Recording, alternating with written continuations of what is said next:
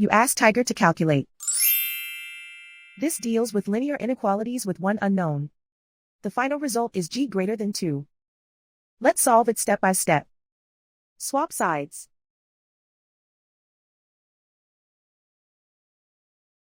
Group all constants on the right side of the inequality. Add 11 to both sides.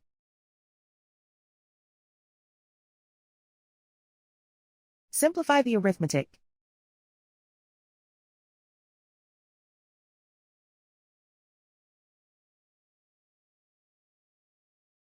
Isolate the g. Divide both sides by 2.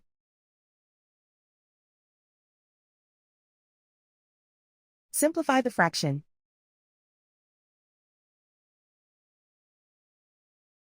Find the greatest common factor of the numerator and denominator.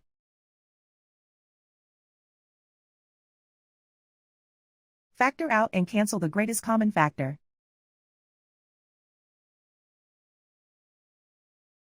Plot the solution on a coordinate grid.